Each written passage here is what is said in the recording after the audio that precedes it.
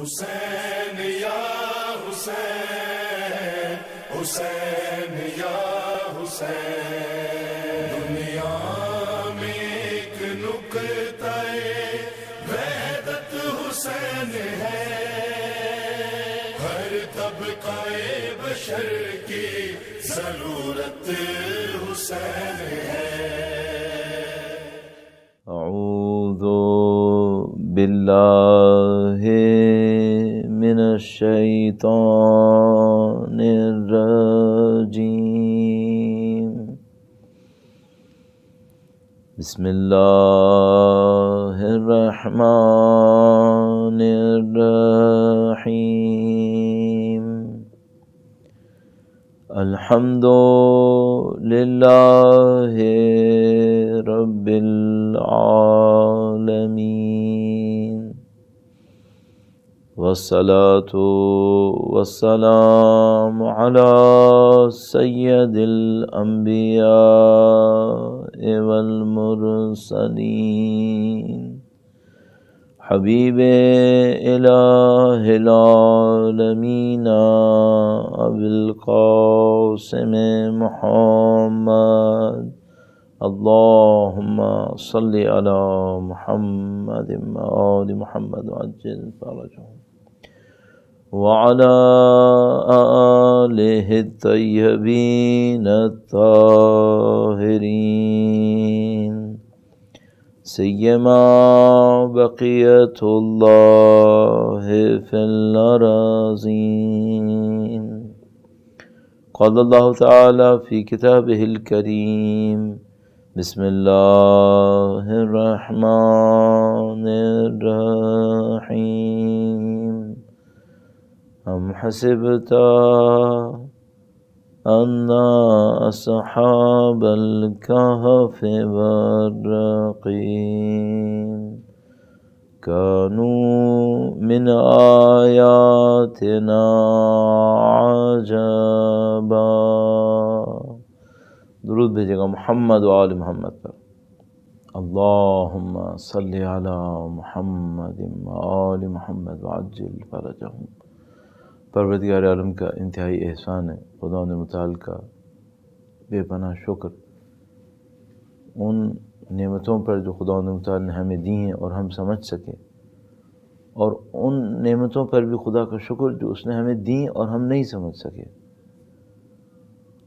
خدا متعال کا شکر ان مشکلات پر کہ جو ہماری گناہوں کی غلطی سے آنی تھی اور خدا متعال نے مغفرت میں شامل فرمائی، انہیں نہیں بھیجا ہمارے اوپر، اور ان مشکلات پر بھی خدا کا شکر جو اس نے ہماری گناہوں کی وجہ سے ہم پر بھیجیں تاکہ ہمارے گناہوں کا اثر ختم ہو جائے اور انشاءاللہ آخرت میں پاکیزگی نصیب ہو جائے۔ اللہ کی دی ہوئی تمام نعمتوں کو شکر بجا لانے کے لیے، بالاخص عزاداری سید الشہداء کی نعمت جو خدا متعال نے ہمیں دی، اس کا شکر بجا لانے کے لیے، اور امام وقت کی حضور ان کی جد امجد کی شہادت کی تسلیت پیش کرنے کے لیے درود بھیجیں محمد و آل محمد پر، اللہم صلی علی محمد و آل محمد وعجل فرجهم۔ خدا متعال نے پوری کائنات کو اپنی حکمت کے دائرے میں رکھا ہے، یعنی جو کچھ بھی خدا متعال انجام دیتا ہے وہ کسی مصلحت کے تحت ہوتا ہے، کسی مقصد کے تحت انجام دیتا ہے، اور یہ بھی خدا متعال کے نظام کا حصہ ہے کہ اس کو کسی چیز کی کوئی ضرورت نہیں ہے، وہ غنی ہے، وہ بے نیاز ہے، چونکہ دنیا کی اور تصور میں لانے کی ساری صفتیں اس کے اندر موجود ہیں، سارے کمالات اس کے اندر موجود ہیں، تو کیسے کوئی اس کو کچھ دے سکتا ہے؟ اور دے گا کون؟ جو اسی کی مخلوق ہوگی۔ تو ثابت ہے کہ خدا متعال کی طرف کچھ نہیں پلٹے گا، یعنی کہ خدا میں کسی چیز کا اضافہ ہو جائے، نعوذ باللہ تعالی، بلکہ جو کچھ کائنات کے اندر ہے وہ صرف اور صرف مخلوق کی خاطر ہے۔ تو جو بھی نظام بنا ہوا ہے آپ دیکھ رہے ہیں، عظیم الشان نظام خلقت، جس کو اگر صرف میٹیریل سسٹم کو ہم سمجھنے کی کوشش کرتے ہیں تو پتہ چلتا ہے کہ ملینز آف لائٹ ایئرز تک کائنات موجود ہے، millions and billions of light years تک کائنات موجود ہے۔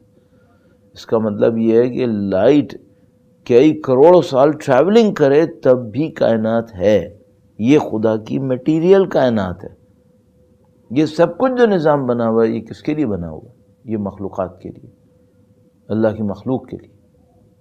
اور اس مخلوق کے نظام میں اتنی حکمت ہے کہ اس کا ایک پتا بھی فضول نہیں ہے، اس کا کوئی عمل فضول نہیں ہے. اگر کسی کو اس پہ یقین ہو جائے تو پھر اپنے آپ سے ایک سوال پوچھے، اگر میری زندگی میں کوئی ایسی بات ہوئی ہے جو مجھے پسند نہیں آ رہی تو اللہ پہ اعتراض کروں یا نہ کروں؟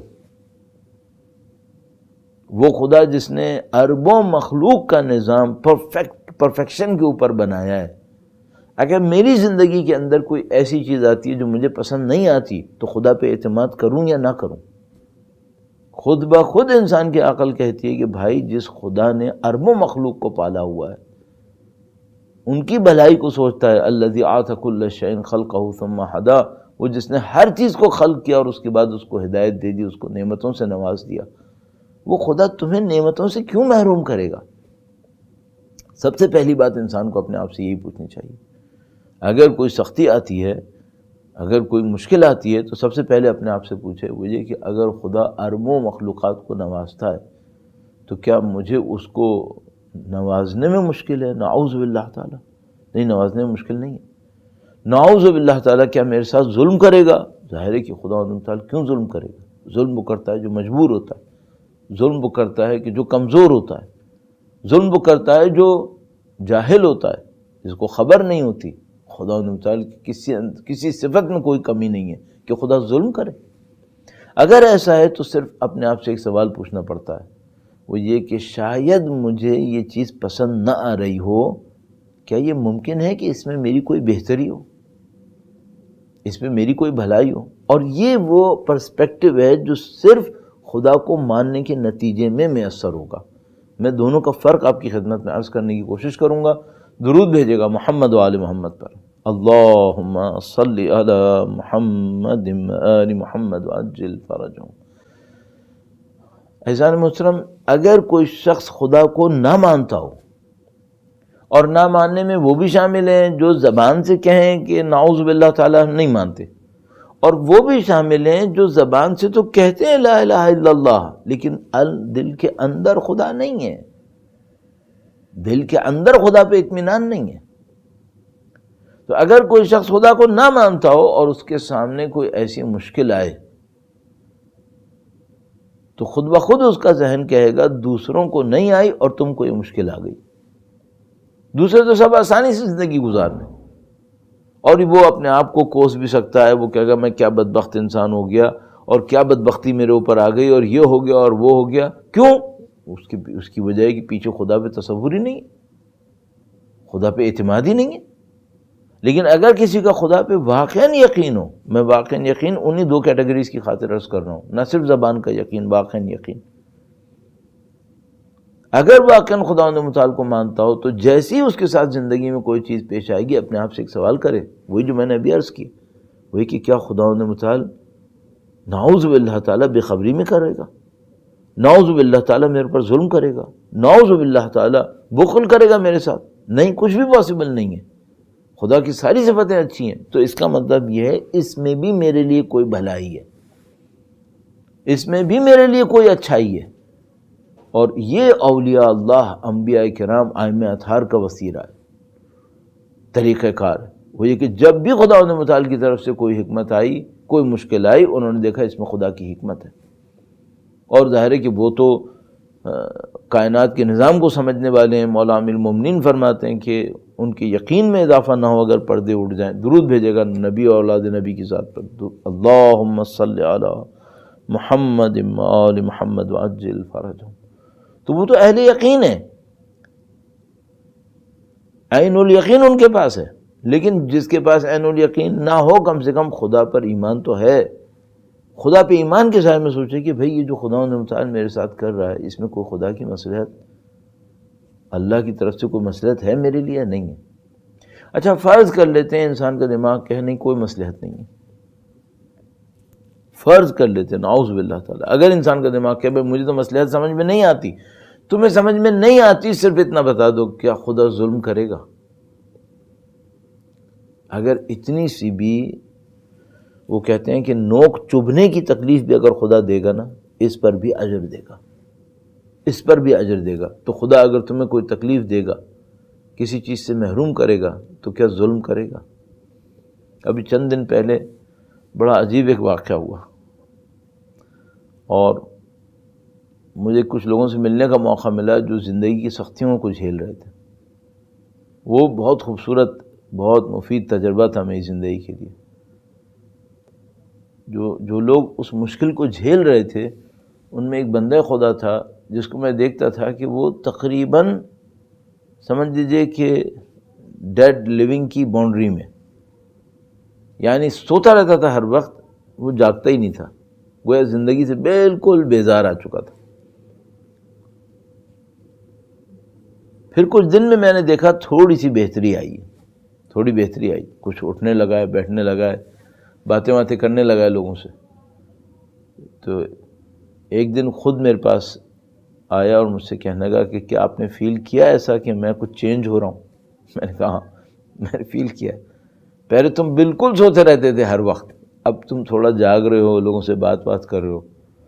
تو اس نے کہا کہ مولانا آپ کے ایک جملے نے مجھے امید دلائی ہے۔ جیسے ہی مجھے کوئی یہ کہتا ہے کہ آپ کے کسی جملے نے، تو میں اس سے کہتا ہوں مجھے بھی بتانا میرا کون سا جملہ، تاکہ میں بھی اس سے کچھ سیکھوں، شاید اسی کی خاطر خدا نے میری زبان سے جاری کروایا ہو۔ تو میں نے اس سے کہا کہ کون سا جملہ؟ تو اس نے کہا کہ کیا آپ نے یہ کہا تھا کہ اگر خدا کسی سے کچھ لیتا ہو تو اسے دیتا ہے؟ میں نے کہا ہاں کہا تھا، اور یہ بھی کہا تھا کہ کچھ نہیں دیتا واپسی میں، بہت کچھ دیتا ہے، کیونکہ اس نے جو ہم سے لیا ہے وہ ہماری 60 سال کی زندگی سے لیا ہے، لیکن جب وہ ہمیں واپس دیتا ہے تو خالدینہ فیہا کی زندگی سے دیتا ہے۔ تو کہنے لگا بس اس نے مجھے اطمینان دلا دیا کہ اگر خدا نے مجھ سے کچھ لیا ہے تو اس کا مطلب ہے خدا مجھے کچھ نوازے گا، اور یہ قانون خدا ہے۔ درود بھیجیں محمد و آل محمد پر، اللہم صلی علی محمد و آل محمد وعجل فرجہم۔ آزمائش اور آسائش سیرت اہل بیت اطہار علیہ السلام کی روشنی میں یہ ہمارا موضوع ہے، اور اس موضوع کے اندر رہتے ہوئے ہم نے کئی مراحل آپ کی خدمت میں عرض کیے۔ فلسفہ کیا ہے، کیوں اس دنیا کے اندر مشکلات آتی ہیں، مشکلات کو آزمائش سمجھے، انسان امتحان سمجھے، اپنا گناہوں کا اثر سمجھے، جو کچھ بھی سمجھے اس کو کیسے ڈیل کرے، یہ وہ چند نکات تھے جو آپ کی خدمت میں عرض ہوئے۔ اب یہاں پر آ کر ایک بہت مفید اور مؤثر طریقہ کار وہ آپ کی خدمت میں عرض کرنا چاہ رہا ہوں۔ بعض اوقات انسان کسی ایسی مشکل میں پھنس جاتا ہے جس مشکل کے آنے میں اس کی کوئی غلطی بظاہر ہوتی نہیں ہے، اور دوسرا مسئلہ یہ ہے کہ مشکل سے نکلنے کا کوئی راستہ بھی نظر نہیں آ رہا ہوتا۔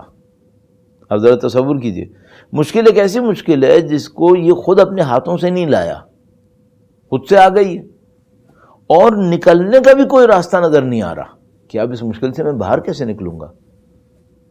تو ایک واقعہ بیان کرتے ہیں کہ کوئی عالم دین نجف اشرف کے اندر کسی مشکل میں پھنس گئے، اور سخت مشکل میں پھنسنے کے بعد کوئی راستہ نہیں دیکھ پا رہے تھے، تو ساری رات سوچتے رہے اور دعائیں بھی مانگیں، کچھ توسلات بھی کیے۔ فجر کے نزدیک پریشان ہو گئے کہ میں ساری رات دعائیں کرتا رہا ہوں اور میں توسلات کرتا رہا ہوں اور میری مشکل حل نہیں ہوئی ہے۔ تو اس گھبراہٹ میں صحن کے باہر آئے، گھر کے باہر آئے، آسمان کے نیچے آ کر خداوند متعال سے کہا، اے خدایا مشکل کا حل کیا ہے؟ تو عربی میں انہوں نے جملہ کہا کہ خدایا تدبیر کیا ہے، میں کیا کروں اس کام کے لیے؟ تو گویا ان کو ایسی آواز آئی جس نے کہا تدبیر یہ ہے کہ تم تدبیر مت کرو، میرے اوپر چھوڑ دو۔ یہ ایک سٹیج ہے، اور یہ سٹیج کون سا سٹیج ہے؟ جب انسان دیکھتا ہے کہ بھائی میں اپنی عقل سے جو کچھ کر سکتا تھا وہ میں کر گزرا ہوں، اب جب کہ کر گزرا ہوں اس کے بعد کیا کروں؟ اللہ کے اوپر چھوڑوں۔ اس کو ہم کہتے ہیں توکل۔ انسان اپنی پوری کوششوں کو انجام دے، اپنی پوری طاقتوں کو انجام دے، جو خدا نے صلاحیتیں دیں ان صلاحیتوں کو استعمال کرے، اور سب کچھ کرنے کے بعد خداوند متعال کے اوپر چھوڑ دے کہ پروردگار جو صلاحیتیں میں نے استعمال کی مشکل کو حل کرنے کے لیے وہ بھی تو نے دی تھی، جو مشکل آئی ہے وہ بھی تو نے دی ہے، میں نے ان سب کو استعمال کر لیا، اور اب میں تیرے اوپر اس معاملے کو چھوڑ دیتا ہوں کہ اے خدا جس طرح بھی تو تدبیر کر اس تدبیر کو انجام دے دے۔ اور عزیزان محترم، عجیب بات یہ ہے کہ خداوند متعال بعض اوقات مشکل کو ختم کرنے کے لیے اس لمحے کا انتظار کر رہا ہوتا ہے کہ بندہ آئے اور اپنی تدبیر کو میرے حوالے کرے۔ اور کون سا بندہ یہ کام کرتا ہے؟ دیکھیے، ایک تو وہ بندہ ہوتا ہے جو سست ہوتا ہے، کاہل ہوتا ہے، یعنی لیزی بندہ ہے، ٹف ٹائم نہیں لینا چاہتا، تو جیسے کوئی ٹف ٹائم آتا ہے ہی سرنڈرڈ کہ بھائی میں نہیں کر رہا، ختم ہو گیا معاملہ۔ یہ نہیں کہہ رہا ہوں میں ان لوگوں کی بات کر رہا ہوں جن کے اندر انبیاء کی طرح کی طاقت تھی۔ انبیاء کرام علیہ السلام جب تمام تر مشکلات کو دیکھتے تھے اور مشکل کا کوئی حل نہیں پاتے تھے تو خدا سے التجا کرتے تھے، خدایا ہم بے بس ہیں، تو اس مشکل کو حل فرما۔ وَأُفَوِّضُ أَمْرِي إِلَى اللَّهِ إِنَّ اللَّهَ بَصِيرٌ بِالْعِبَادِ، اے خدایا میں اپنے امر کو، اپنے کام کو تیرے اوپر چھوڑتا ہوں، تو تمام بندوں کے اوپر نظر رکھنے والا ہے۔ اُفَوِّضُ أَمْرِي إِلَى اللَّهِ، اس کو کہتے ہیں تفویض۔ ایک وہ تفویض ہے جو عقیدے میں استعمال ہوتا ہے، جبر اور تفویض۔ جبر یعنی ڈٹرمنیشن کے جو خدا نے لکھ دیا وہ ہوگا، تمہارا ارادہ ہے ہی نہیں بیچ میں، اس کو ہم نہیں مانتے۔ دوسرا تفویض کہ خداوند متعال نے کریٹ کیا اور اس کے بعد اس کو جسٹ لیفٹ اوور چھوڑ دیا، جو چل رہا ہے چلے، یا کسی کو دے دیا کہ تم چلاؤ۔ خدا نے اپنا نعوذ باللہ تعالیٰ اپنی ول پاور کو، اپنے تمام اتھارٹیز کو ختم کینسل کر دیا اور اس کو دے دیا تم چلاؤ۔ اس کو کہتے ہیں تفویض عقیدے کے اندر۔ ہم اسے قبول نہیں کرتے۔ اہل بیت اطہار نے فرمایا لا جبر ولا تفویض بل امر بین الامرین۔ عقیدے کے اندر اہل بیت اطہار علیہ السلام نے یہ ارشاد فرمایا، درود بھیجے گا محمد و آل محمد پر، اللہم صلی علی محمد و آل محمد۔ نہ ہم جبر مانتے ہیں، نہ ہم تفویض اس معنی میں مانتے ہیں جو عقیدے کے اندر ہے، لیکن علم اخلاق کے اندر تفویض کا مطلب کیا ہے؟ یہ جو آیہ کریمہ ہے اس سے میں نے اخذ کیا ہے، اور علم اخلاق کے اندر بیان کرتے ہیں وَأُفَوِّضُ أَمْرِي إِلَى اللَّهِ، میں خدا کو حاکم سمجھتا ہوں، میں خدا کی قدرت فائقہ کو قبول کرتا ہوں اور اس قدرت کے سامنے اپنے آپ کو تسلیم کرتا ہوں۔ وَأُفَوِّضُ أَمْرِي إِلَى اللَّهِ إِنَّ اللَّهَ بَصِيرٌ بِالْعِبَادِ حَسْبُنَا اللَّهُ وَنِعْمَ الْوَكِيلُ نِعْمَ الْمَوْلَى وَنِعْمَ النَّصِيرُ حسبی اللہ لا الہ الا ہو علیہ توکلت وہو رب العرش العظیم۔ بہترین آیات کریمہ جو اس مفہوم کو بیان کرنے کے لیے، حسبی اللہ لا الہ الا ہو، میرے لیے اللہ کافی ہے، اس کے سوا کوئی معبود نہیں ہے، علیہ توکلت، اس کے اوپر میں توکل کرتا ہوں۔ یعنی یہاں پہ خوبصورتی کیا ہے؟ وہ یہ کہ انسان اپنی زندگی کے اندر اس بات کو بار بار سمجھے کہ جس پرابلم کو میں سولو کرنے کی طاقت رکھتا ہوں نا، یہ بھی میں سولو نہیں کر رہا ہوں، خدا ہے جو کر رہا ہے۔ وَمَا رَمَيْتَ إِذْ رَمَيْتَ وَلَكِنَّ اللَّهَ رَمَى، اے نبی آپ نے جو تیر چلایا وہ آپ نے نہیں چلایا بلکہ اللہ نے چلایا، اصل طاقت وہاں سے۔ تو جب بھی آپ کی زندگی میں کوئی اچھا کام انجام پائے، روایات کہتی ہیں، علم اخلاق میں علماء بیان کرتے ہیں، جب بھی آپ کوئی اچھا کام دیں، انجام دیں، فوراً کہیں خدا نے کیا۔ مثلاً خدا نے متعال لطف فرمائے، اگر یہ مجلس کوئی اچھی پڑھی جائے اور کسی کے لیے مفید واقع اور وہ ہم سے کہے کہ مولانا آپ نے بڑی اچھی مجلس پڑھی، تو مجھے فوراً یہ کہنا چاہیے مقام پروردگار کا شکر اس نے کروا دیا۔ کیوں؟ خدا ہے جو اصل میں خیر کا منبع ہے، خیر کی سورس ہے۔ یہ ساری اچھائیاں جو سورس ہے وہ خدا متعال ہے۔ یہ ڈیفیشنسیز ہماری ہیں، سبحان اللہ کا مطلب یہ ہے کہ ڈیفیشنسیز ہماری ہیں۔ تو جب کوئی اچھا کام انجام پائے خدا کی طرف منسوب کرو، اور جب بھی زندگی کے اندر آپ دیکھیں گے بھئی یہ میں نے یہ کام انجام دے دیا، فوراً سمجھ جائیں خدا نے انجام دیا ہے۔ اور اسی طریقے جب مشکل کے اندر آپ پڑے ہیں اور مشکل کو سولو کرنا چاہتے ہیں اور ایک سولوشن آپ کے ذہن میں آ گیا، خدا کا شکر انجام دیں۔ اور اگر خدا نہ کرے نعوذ باللہ ایسی مشکل میں پڑیں جس میں کچھ نہیں کر سکتے، مت پریشان ہو، سب خدا کے اختیار میں ہے، خدا کے اختیار سے کوئی چیز باہر نہیں نکلی ہے۔ اور اگر خدا کے اختیار میں ہے تو میں اگر مر بھی گیا تو کہاں جاؤں گا؟ خدا کے ہی پاس جاؤں گا نا۔ جس کو میں چاہتا تھا اگر وہ مر گیا تو وہ کہاں جائے گا؟ وہ بھی خدا کے پاس جائے گا نا۔ تو پریشان کیوں ہو رہے ہو اتنا؟ گھبرا کیوں رہے ہو اتنا؟ اعتماد رکھو خدا متعال کے اوپر۔ غم تو آتا ہے انسان کے اندر، تھوڑا بہت غم دکھائے گا، وہ اطمینان خدا پہ رکھے۔ بڑا خوبصورت ایک مقام ہے، یہ مقام خدا متعال کئی دفعہ لے کر آتا ہے انبیاء کی زندگی میں، اولیاء اوصیاء کی زندگی میں، ائمہ اطہار علیہ السلام کی حیات طیبہ کے اندر، جب خدا متعال یہ منظر دکھانا چاہتا ہے۔ ایک مثال آپ کی خدمت میں عرض کروں گا، درود بھیجے گا محمد و آل محمد پر، اللہم صلی علی محمد و آل محمد وعجل فرجہم۔ حضرت موسیٰ علیہ السلام کی والدہ حضرت موسیٰ علیہ السلام کی زندگی کے بارے میں خوف کا شکار تھی۔ فرعون حکم دیے بیٹھا تھا کہ بنی اسرائیل میں جو بچے پیدا ہوں سب کو مار دو۔ حضرت موسیٰ علیہ السلام کی والدہ اپنے بچے کے بارے میں ڈر رہی تھیں کہ یہ بچہ مارا جائے گا۔ التجا کی خدا متعال سے، اے خدا میرے بچے کو بچا لے۔ اب جو خدا سے کہا کہ بچے کو بچا، تو خدا نے ایک اور چیلنج دے دیا، کہا کہ اگر میں بچے کو بچاؤں تو پھر میرا حکم ماننا ہوگا۔ حضرت موسیٰ علیہ السلام کی والدہ بالکل مانی، کہا بچے کو لکڑی کا صندوق لو اور پانی پہ ڈال دو۔ اگر تصور کیجئے امتحان کیا ہے، ماں نے خدا سے کہا کہ میرے بچے کو بچا کے کہیں فرعون نہ مار دے، اور خدا کیا کہہ رہا ہے؟ خدا یہ کہہ رہا ہے کہ بچے کو صندوق میں رکھو اور پانی پہ ڈال دو۔ گویا ماں دیکھ رہی ہے کہ اگر یہ کروں تب موسیٰ مرے فرعون کے ہاتھوں اور اس کے کارندوں کے ہاتھوں، اگر یہ کروں تو پانی میں ڈوب جائیں گے۔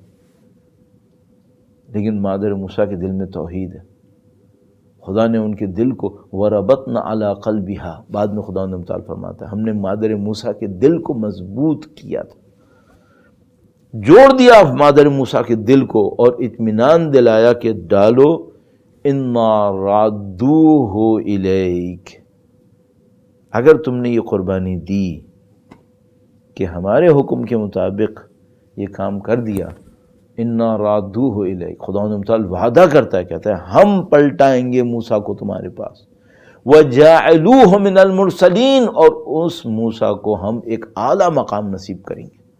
اب ماں کے سامنے دو راستے، یا تو اپنی تدبیر پہ انحصار کرے، فرعون کے ہاتھوں مرنے کا رسک لے، یا خدا کے اوپر انحصار کرے اور مادر موسیٰ ممتا کو کنٹرول کر کے بچے کو پانی پہ ڈال دے، خدا کے وعدے پہ انحصار کرے۔ کیا خدا کا وعدہ؟ کہ میں واپس لاؤں گا اور میں اس کو بلند مقام دے دوں گا۔ مادر موسیٰ نے خدا کے وعدے پہ اطمینان کیا۔ ایک فارسی شاعرہ تھیں، مجھے ان کا شعر یہ بہت اچھا لگتا ہے، اور بہت توحیدی انداز میں انہوں نے بیان کیا۔ پتہ نہیں باقی شاعری ان کی کیسی تھی، اللہ جانتا ہے، یا ان کی پرسنل لائف کیسی تھی وہ خدا جانتا ہے، مجھے اس سے کوئی سروکار نہیں ہے، لیکن یہ شعر بہت زبردست تھا۔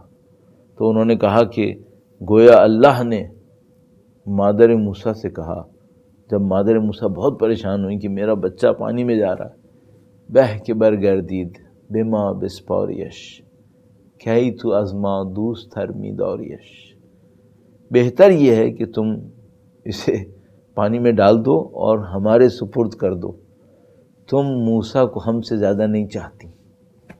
یہ خدا ہے،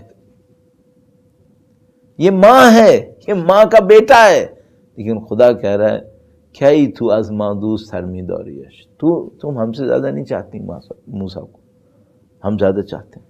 یہ خدا ہے۔ اگر آپ کی اولاد خطرے میں ہے، آپ جو کچھ کر سکتے تھے کر گزرے، خدا پہ چھوڑ دو، جو ہے وہ خدا کا ہے، خدا بہتر دیکھنے والا ہے۔ اور یہ خدا کا نظام ہے، وہ اس نظام سے گزارتا ہے بندوں کو۔ اگر خدا نہ کرے نعوذ باللہ تعالی کسی آدمی کی زندگی میں اس قسم کی کوئی سختی آئی ہے، تو میں اس کو مشورے کے طور پہ یہ پوائنٹرز کروں گا، خدا پہ بھروسہ رکھو اور خدا متعال کے سپرد کرنے کی کوششیں کرو، اور پھر خدا متعال دکھاتا ہے۔ اور یہ تجربے لوگوں نے بڑی زندگی میں کیے ہیں۔ ایک واقعہ مجھے یاد آتا ہے، ایک دفعہ میں مشہد گیا تو وہاں کسی نے مجھے واقعہ سنایا تھا۔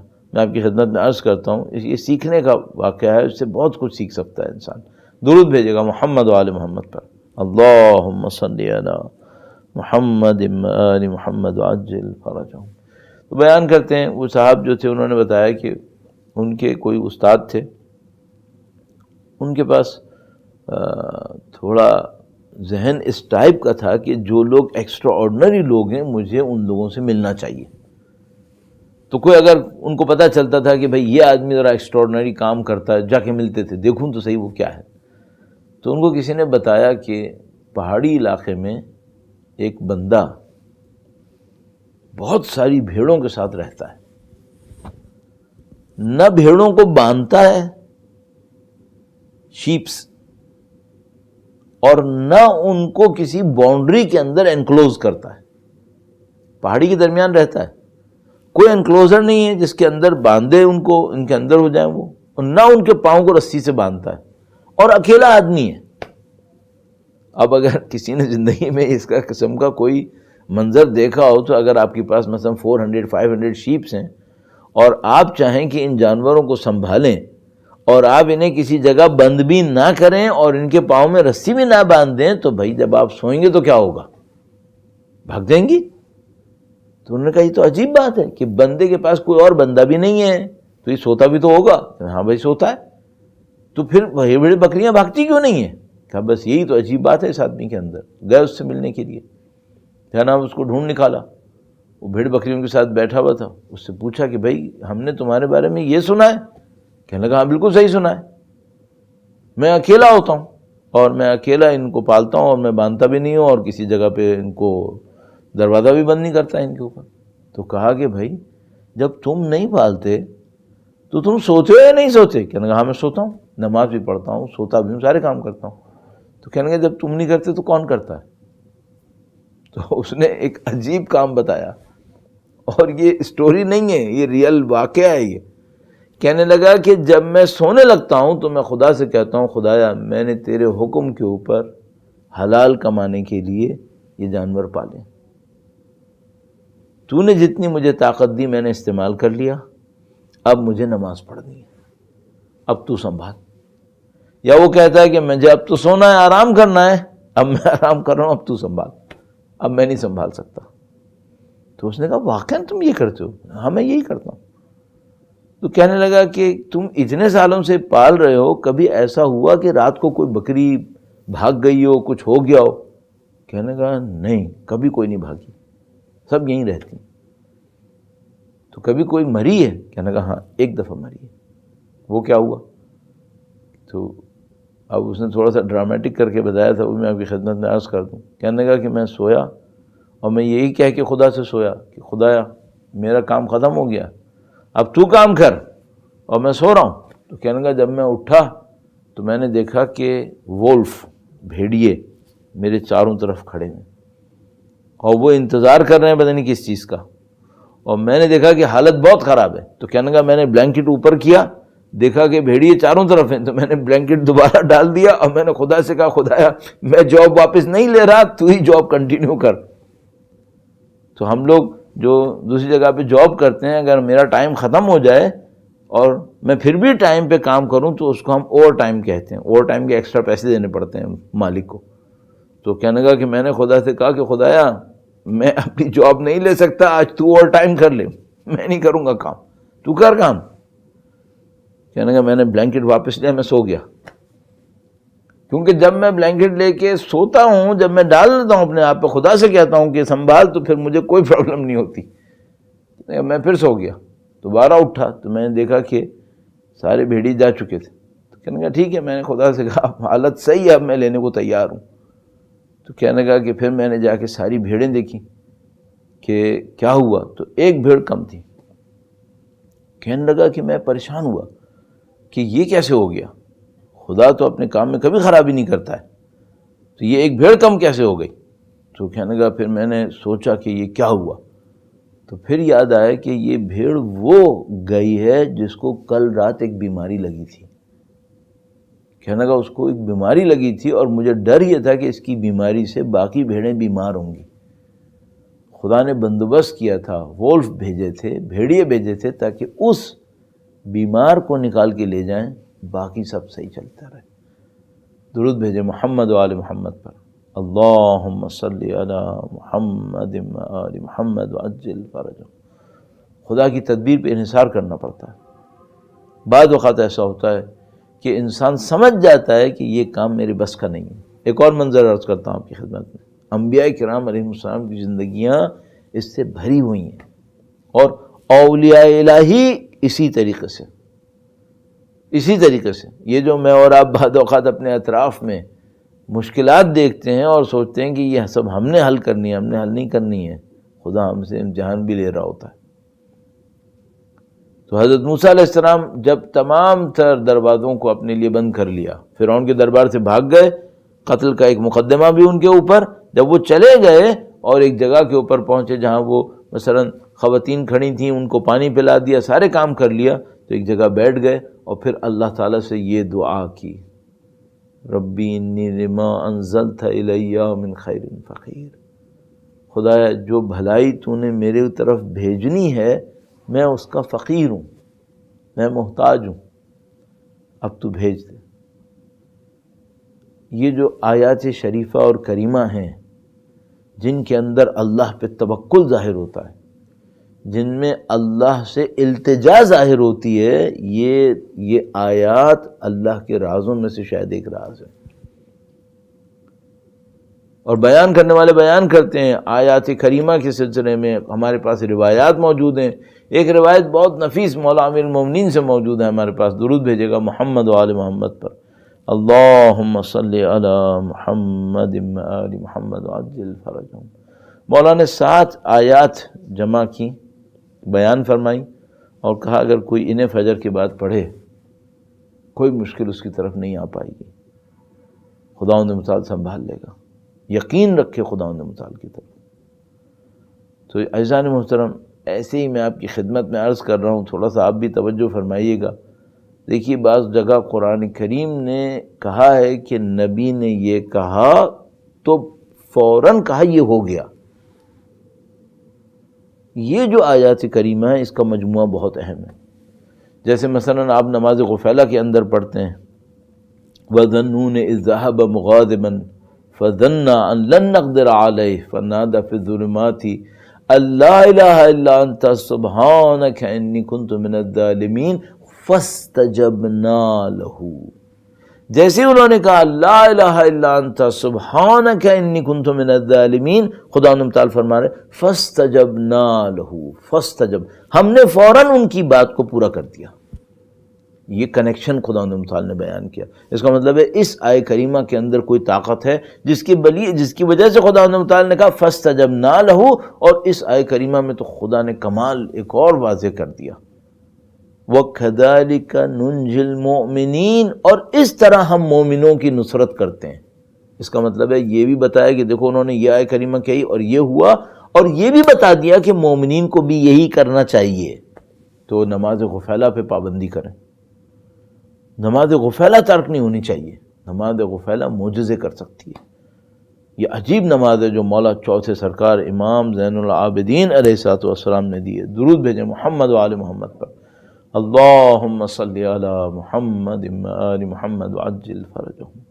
حالت تفویض، خدا متعال پر بھروسہ کرنا، اور یہ جو بھروسہ کرنا ہے، البتہ یہ بھی عرض کرتا چلوں بعض اوقات اس بھروسہ کرنے میں امتحان بھی آتے ہیں،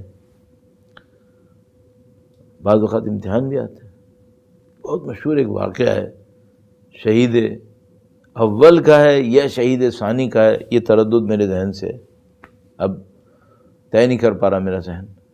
شہید اول اور شہید ثانی آپ کو پتہ ہی ہے، یہ جو علماء کسی بھی حوض علمیہ کے اندر نجف میں یا قم میں یا کہیں پر بھی تعلیم حاصل کرتے ہیں تو فقہ کو سمجھنے کے لیے، جس کو آپ اور ہم فقہ کہتے ہیں، فقہ کہتے ہیں ویسے اس کو پڑھنے کے لیے ایک کتاب پڑھائی جاتی ہے، لمعہ شہید اول نے لکھی تھی، اور اس کی ایک شرح لکھی، ایکسپلینیشن لکھی، وہ شہید ثانی نے لکھی تھی، جس کو شرح لمعہ کہتے ہیں۔ لمعہ شرح لمعہ، تو شرح لمعہ پڑھائی جاتی ہے، اور وہ شہید ثانی کی لکھی ہے۔ اب یہ واقعہ یا شہید اول کا ہے یا شہید ثانی کا، اور وہ حالت یہ تھی کہ دشمنوں نے ان کو پکڑ لیا اہل بیت کا شاگرد ہونے کے ناطے، خدمت گزار ہونے کے ناطے، اور بدترین حالت میں شہید کیا، دیکھنے میں بدترین حالت۔ اہل معنویت ہیں، یہ وہ ہیں جن کو شہید اول کہا جاتا ہے۔ پوری تاریخ تشیع کے اندر شہید کا لقب جب دیا جاتا ہے کسی کو علماء کی طرف سے، تو وہ ہوتا ہے جس کا علم، جس کا تقوی، جس کا جہاد تینوں ثابت ہو جائیں، اس کو کہا جاتا ہے شہید۔ تو یہ شہید اول، وہ شہید ثانی۔ اسی طرح مثلا شہید ثالث اور رابع تعبیر کیے جاتے ہیں۔ تو شہید اول یا ثانی جیل میں ہیں، سخت ترین حالات میں ہیں، نجات کا کوئی راستہ ظاہری طور پہ نظر نہیں آ رہا، اللہ سے التجا کی۔ اور آیہ کریمہ قرآن کریم میں ہے، ربی انی مغلوب فانتصر۔ قرآن کریم میں ارشاد فرماتا ہے کہ نبی نے کہا اے رب مجھ پر دشمن نے غلبہ کر لیا ہے، فانتصر، تو خداوند متعال فرماتا ہے فنصرہ، خداوند متعال نے فوراً نصرت کر دی ان کی۔ انہوں نے یہی آیہ کریمہ لکھی، ربی انی مغلوب فانتصر، اے میرے رب میرے اوپر غلبہ ہو گیا ہے، تو میری نصرت فرما۔ بیان کرتے ہیں کچھ ان کے حالات بعد میں سے، جو ان کو جیل میں ڈالنے والے گارڈز وغیرہ ہوتے ہیں وہ بیان کرتے ہیں۔ کبھی یہ لوگ خود بھی لکھ لیتے تھے۔ یہ جو شرح لمعہ ہے یہ زندان میں لکھی گئی کتاب ہے لمعہ، اور اس سختی کے عالم میں یہ کتاب لکھی گئی ہے۔ کہا انی مغلوب فانتصر، ایک کاغذ کے اوپر لکھ دیا، اس کاغذ کو اپنے تکیے کے نیچے رکھا، اور یہ سوچا کہ اب خداوند متعال کی طرف سے مجھے جواب ملنا چاہیے۔ تھوڑی دیر میں اٹھے، کاغذ کو دیکھا تو اس پہ لکھا تھا ان کنت عبدی فاصطبر، ربی انی مغلوب فانتصر، اے میرے رب مجھ پہ غلبہ حاصل ہو گیا دشمن کو، تو میری نصرت فرما۔ اور خدا کی طرف سے کیا جواب آیا، ان کنت عبدی، اگر تم میرے بندے ہو، فاصطبر، تو صبر کر لو۔ اور عزیزان محترم، قرآن کریم میں جو سب سے بڑا لیول کہیں پہ کسی کو ملتا ہے وہ ہوتا ہے کہ عبدی، اے میرے بندے۔ سبحان الذی اسری بعبدہ لیلا من المسجد الحرام الی المسجد الاقصی الذی بارکنا حولہ، پاک و پاکیزہ ہے وہ رب جس نے اپنے بندے کو ٹریول کروایا مسجد حرام سے مسجد اقصی کی طرف، معراج کی سمت۔ عبد کا جو لفظ ہے یہ بڑا ہی عظیم الشان ٹائٹل ہے، عبدہ و رسولہ، ہم اور آپ تشہد کے اندر گواہی دیتے ہیں۔ تو گویا اللہ نے شہید کو پیغام دیا کہ اگر تمہیں عبودیت کا مقام چاہیے، عبودیت کا مقام چاہیے، تو یہ مقام ملے گا، تمہیں صبر کرنا پڑے گا۔ انہوں نے کہا اے خدا میں راضی ہوں، میں صبر کروں گا، مجھے زندان سے نہیں نکلنا، جو تیرا حکم آئے گا میں صبر کروں گا۔ سخت زندگی گزاری اس کے بعد شہادت تک صبر کیا۔ تو عزیزو، یہ دو تین مقامات ہیں جو امتحانات کے اندر، زندگی کی سختیوں کے اندر آتے ہیں، کہ ایک زندگی کا مقام وہ ہوتا ہے کہ انسان خود تدبیر کرتا ہے، خدا نہ کرے نعوذ باللہ کہتا ہے میں نے اپنے ذہن سے تدبیر کی، یہ نہ کرے۔ ایک زندگی کا مقام وہ ہوتا ہے کہ وہ اللہ کے اوپر چھوڑ دیتا ہے۔ درود بھیجے گا محمد و آل محمد پر، اللہم صلی علی محمد و آل محمد۔ تو یہ وہ مقامات ہیں جو انسان کو مشکلات کے اندر جھیلنے پڑتے ہیں۔ ایک جگہ پہنچتا ہے، خداوند متعال سے فرماتا ہے کہ اے خدایا تو تدبیر فرما اور میں تیری تدبیر کو قبول کروں گا۔ جب تدبیر کرتا ہے تب بھی خدا ہوتا ہے، اور بعض جگہ بالکل نہیں کر سکتا، تفویض کرتا ہے خداوند متعال کے اوپر۔ اچھا انسان وہ ہے جو اپنی زندگی میں، ساری زندگی میں خداوند متعال پہ تفویض کرے، اپنے ذہن اور اپنی تدبیر کو، فکر کو خدا کے سائے میں رکھے اور خدا پہ تفویض رکھے۔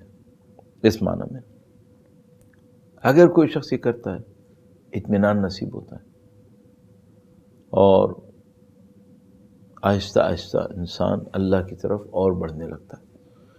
البتہ یقینی بات ہے کہ امتحانات آتے اور انہی امتحانات کے اندر انسان کو ترقی اور کمال نصیب ہوتا ہے۔ ہم الحمدللہ رب العالمین سید الشہداء کے معتقد ہیں۔ سید الشہداء نے ان تمام مراحل کو گزارنا اپنے چاہنے والوں کے لیے آسان کر دیا۔ ہمارے پاس روایت موجود ہے کہ زندگی میں کوئی بھی مشکل آئے امام حسین کو یاد کرو، سید الشہداء کو یاد کرو۔ وہ روایت کتنی عجیب ہے جب کہا کہ اگر تمہارا دنیا سے کوئی گزر جائے تو میرے حسین کے غم میں گریا کرو۔ جب انسان سید الشہداء کے غم کو یاد کرتا ہے خود بخود ایک طاقت، ایک توانائی حاصل کرتا ہے، اور اس کی وجہ یہ ہے کہ جو کچھ سید الشہداء نے جھیلا اور جو کچھ سید الشہداء نے اللہ کی راہ میں برداشت کیا، اس کا کسی دنیا کی کسی مشکل سے کوئی مقابلہ نہیں۔ نہ یہ کہ کسی باپ نے بچے نہ دیے ہوں، نہیں دیے ہیں اللہ کی راہ میں۔ یہ جو نائجیریا میں شیخ زکزکی ہیں، ماشاءاللہ انہوں نے 6 لڑکے قربان کیے اللہ کی راہ میں۔ حوصلہ ہے، لیکن سب کچھ جب کوئی کر لے تب بھی ایک مشکل ہے، ایک عظیم الشان فرق ہے۔ وہ کیا ہے فرق؟ بہت ساری چیزوں کے ہوتے ہوئے اور بھی بہت سارے فرق کے ہوتے ہوئے یہ فرق ہے۔ وہ کیا فرق؟ ہم جتنا بھی کر لیں ہم باپ ہونے کے ناطے کمال پہ نہیں ہیں، سید الشہداء کمال پر ہیں۔ ہم بھائی ہونے کے ناطے کمال پہ نہیں ہیں، سید الشہداء کمال پر ہیں۔ تو مثال کے طور پر میں باپ ہونے کے ناطے جتنا اپنے بچے کو چاہوں گا وہ میری حد میں ہوگا، لیکن سید الشہداء جو کامل باپ ہے وہ جب اپنے بچے کو چاہے گا۔ دوسرا یہ کہ بچہ، میرا بچہ کچھ اور ہے، علی اکبر کچھ اور ہے، سید الشہداء کی محبتیں کچھ اور ہیں۔ عزیزو، اس خاندان میں قربانیوں کے لیے تیاریاں کی گئی تھیں،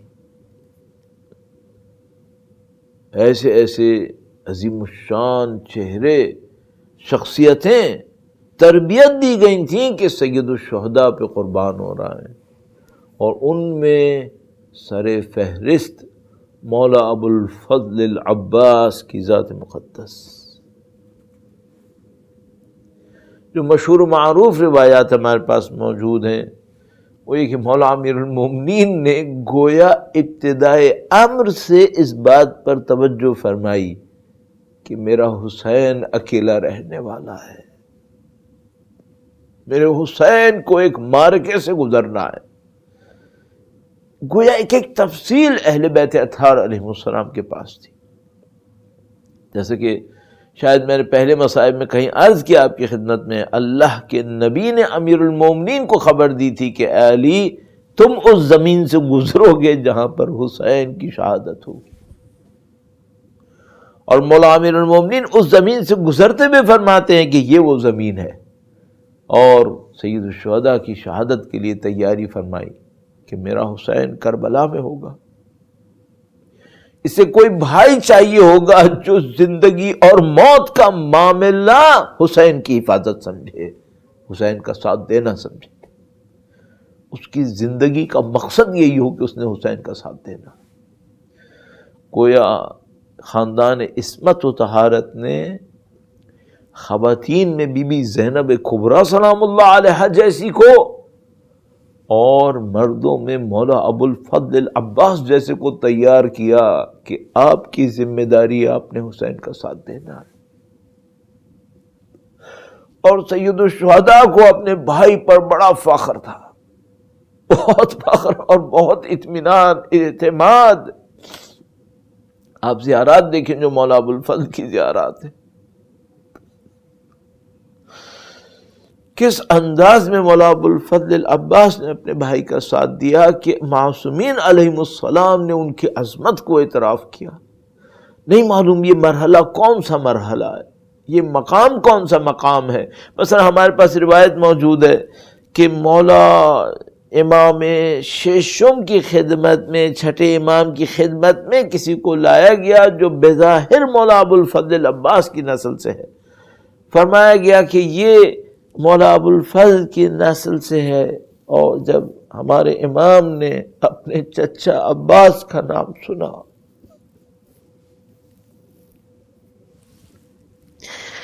مولا امام ششم نے گویا گریہ فرمایا اور کہا کہ میرے چچا عباس کا اتنا بڑا مقام ہے کہ جنت میں شہداء میرے چچا کے مقام کی حسرت کرتے ہیں. اتنا عظیم الشان مقام مولا ابو الفضل عباس کا. اور عزیزو، اگر میں ایک روایت آپ کی خدمت میں عرض کروں، مستند روایت، اور وہ روایت وہ کلام ہے جو مولا سید الشہداء نے مولا ابو الفضل سے ارشاد فرمایا شب عاشور. تو شب عاشور وہ سخت لمحہ جب آیا جب دشمنوں نے حملہ کرنے کا ارادہ کیا اور سید الشہداء نے مولا ابو الفضل سے کہا کہ جاؤ اور ایک رات کی مہلت لے کر آؤ. تو عزیزو، ایک عجیب جملہ سید الشہداء نے ارشاد فرمایا، مستندات کے اندر موجود، فرمایا بنفسی انت یا اخی، اے میرے بھائی میری جان تجھ پر قربان.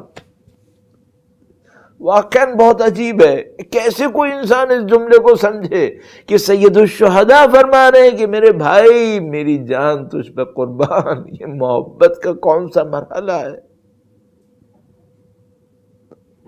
اور اگر سید الشہداء یہ فرما رہے ہیں نا کہ میری جان تجھ پہ قربان، تو سمجھ لو کہ عباس تو اپنی جان دسیوں دفعہ سید الشہداء پہ قربان کر چکے. اور نہ صرف جان قربان کی بلکہ اپنی زندگی کا پہلو قربان کر دیا. عزیزو، یہ کہ ایک جنگجو سے کہا جائے کہ عمر سعد جیسے لعین سے جا کر کلام کرے اور وقت لے کر آئے، یہ کام کوئی آسان کام نہیں تھا. اور عجیب و غریب جملات ہمارے پاس موجود ہیں. عزیزو، ایک عجیب جملہ استعمال کیا گیا اور بتایا گیا، کہا کہ جب جنگ کا میدان ہوا اور بنی ہاشم کے جوانوں نے قربانی دینا شروع کی تو مولا ابو الفضل نے اپنے بھائیوں کو قربان کرنا شروع کیا. ایک بھائی قربان ہوا، دوسرا بھائی قربان ہوا، یہاں تک کہ بیان کرنے والے اس تمثیلی بیان کو کہتے ہیں کہ گویا سید الشہداء کو بھی کہنا پڑا کہ عباس ام البنین کی کتنی کمائیاں قربان کرو گے، سب کچھ قربان کر دو گے. سلام ہو بی بی ام البنین کی عظمت کے اوپر، سلام ہو بی بی ام البنین کے غمزدہ دل کے اوپر، جنہوں نے ساری زندگی امام حسین اور اپنے اس عظیم الشان فرزند کا ماتم کیا، ان کے غم میں گریہ کیا. مولا ابو الفضل عباس سید الشہداء کے لشکر کے علمبردار اور سید الشہداء کی تمام خاندان کی امیدوں کا محور، بس ایک موقع کے اوپر مولا ابو الفضل بچوں کی العطش کی آواز کو سنتے ہیں، اپنے ساتھیوں کی شہادتوں کو دیکھتے ہیں اور سید الشہداء کے پاس آ کر بار بار دیکھتے ہیں مولا اب مجھے جانے کی اجازت ملے. اور سید الشہداء فرماتے ہیں اے عباس تم تو میرے لشکر کے سردار، اور گویا سید الشہداء سے کیا کہیں گے مولا، کہاں بچا وہ لشکر، سب شہید ہو گئے، اب کوئی نہیں بچا. اور سید الشہداء کے سامنے جب اصرار فرمایا تو کہا عباس جا کے بچوں کی پیاس کا کوئی بندوبست کرو. گویا سید الشہداء نے مولا ابو الفضل کی زندگی کا مقصد طے کر دیا کہ اے ابو الفضل تمہیں پانی لانا تمہاری زندگی کا مقصد بن گیا. مولا ابو الفضل نے اپنے بھائی کے، اپنے مولا اور آقا کے حکم کو سنا اور گویا تیاری کر لی اور بچے جمع ہو گئے کہ اب جو ابو الفضل جا رہے ہیں، تو آج سے پہلے بھی جب ابو الفضل جاتے تھے تو پانی آ جاتا تھا، اب ابو الفضل گئے ہیں اب پانی آئے گا. اور بچے سارے تیار ہو گئے. لیکن عزیزو بچے تو تیار ہوئے لیکن بیویوں نے گریہ کرنا شروع کر دیا، چونکہ ان کو پتا تھا کہ جو اس خیمے سے جائے گا وہ اب واپس کبھی نہیں آئے گا. گویا بی بی زینب کبریٰ سلام اللہ علیہا اپنے بھائی کو دیکھتی تھیں اور اپنے بابا کے اس قول کو، اس فرمان کو یاد کرتی تھیں جس میں مولا امیر المومنین نے فرمایا تھا کہ زینب تمہارے بازوں میں رسیاں بندھیں گی، اور بی بی زینب دیکھتی تھی کہ جب تک عباس یہاں ہے کوئی رسی نہیں باندھے گا، اور اب عباس جا رہے ہیں، اس کا مطلب ہے اب رسیاں بندھنے کا وقت آیا، اور گویا مولا ابوالفضل عباس روانہ ہوئے، عزیزو دشمنوں کی طرف حملہ کیا۔ علی کا بیٹا پانی لینے آیا ہے، کیا کوئی دشمن روک سکتا ہے؟ اور مولا ابوالفضل العباس تمام تر دشمنوں کو چیرتے ہوئے نہر القمہ پر پہنچے، مشکیزہ کو پانی میں ڈالا، مشکیزہ کو پانی سے بھرا، چلو میں پانی لیا۔ عزیزو کیوں چلو میں پانی لیا جبکہ پینا نہیں چاہتے تھے؟ شاید دنیا کے سامنے ثابت کرنا چاہتے ہو کہ عباس کو کم مت سمجھنا، عباس میں اتنی طاقت ہے کہ پیاسا ہو اور چلو میں پانی ہو لیکن حسین کی خاطر نہیں پیے گا۔ شیر فرمایا، کہا اے نفس جب تک میرا حسین میرا آقا پیاسا ہے میں پانی نہیں پیوں گا۔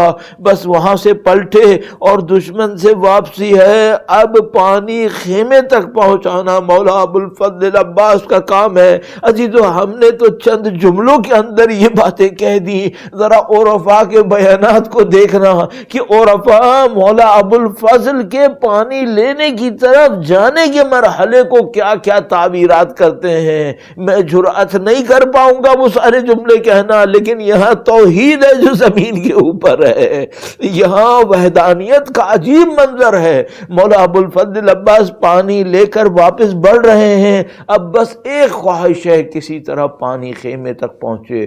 سارے دشمن جمع ہو گئے اور سب کا ارادہ تھا کہ سید الشہداء کے خیمے تک پانی نہ جائے۔ لائنوں کا اجتماع ہوا، ہر طرف سے تیر اور شمشیریں اور نیزے چلنے لگے۔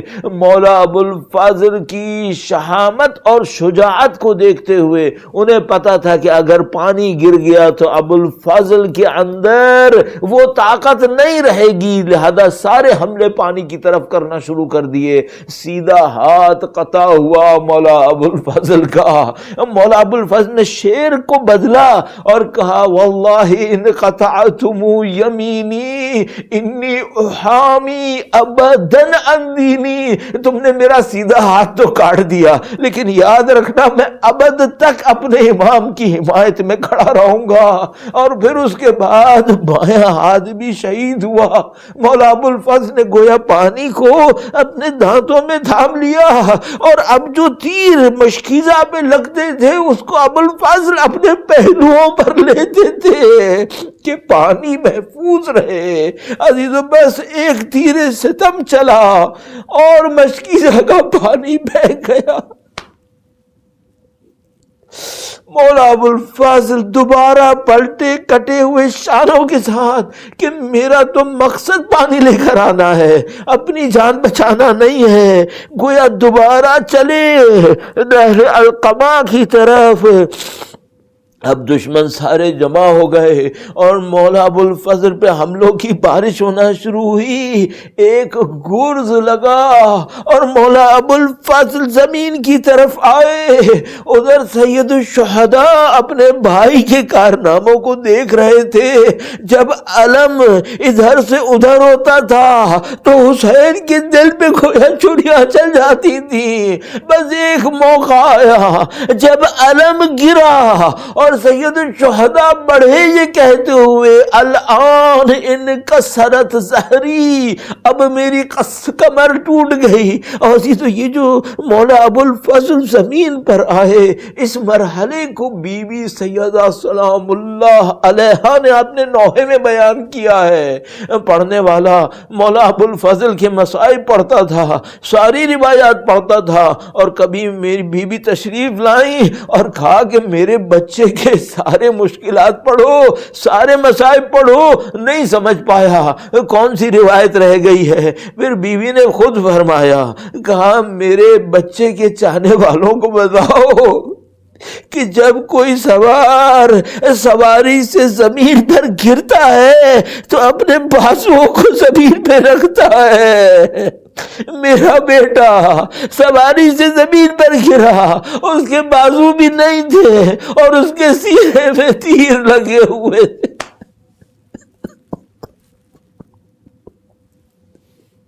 مولا ابو الفضل کا مقام بلند ہوا، اتنا بلند ہوا کہ کوئی شہید اس مقام تک نہیں پہنچ پائے گا. سید الشہداء تشریف لائے، اپنے بھائی کو دیکھا، آخری لمحات کے اندر ہیں، ہمیشہ کی حسرت تھی. نزدیک آئے اور کہا بھیا تم نے زندگی میں کبھی ہمیں بھائی نہیں کہا، ایک دفعہ بھائی کہو. کہا میرے مولا میں آپ کا غلام ہوں، میری ایک خواہش پوری کر دیجئے.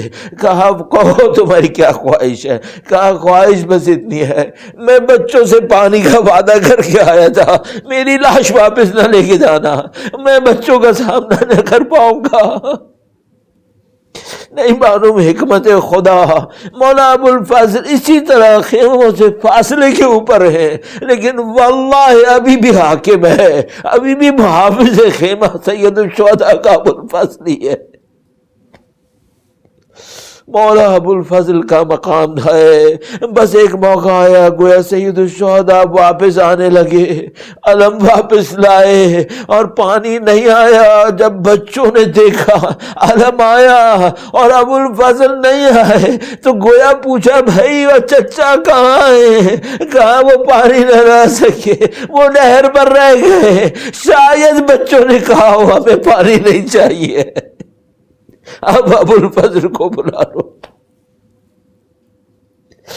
الا لعنت اللہ علی القوم الظالمین وسيعلم الذین ظلموا ای منقلب ینقلبون. پروردگارہ تجھے واسطہ نبی اولاد نبی کا، تجھے واسطہ مولا ابو الفضل کے مقام شامخ کا ہے پاک پروردگار. اس عظیم الشان شہادت اور اس عظیم الشان مقام کا واسطہ اس قلیل کو اپنی بارگاہ میں قبول فرما.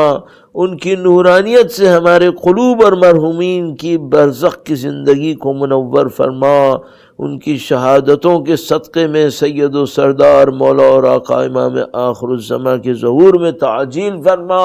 ان کی نصرت اور ان کی نصرت کی راہ میں شہادت سب کو اہل بیت کے چاہنے والوں مخلصین کو نصیب فرما. ربنا تقبل منا انک انت السمیع العلیم وتب علینا انک انت التواب الرحیم بجاہ محمد و اطرتہ الطاہرین. ماتم ابو الفضل عباس.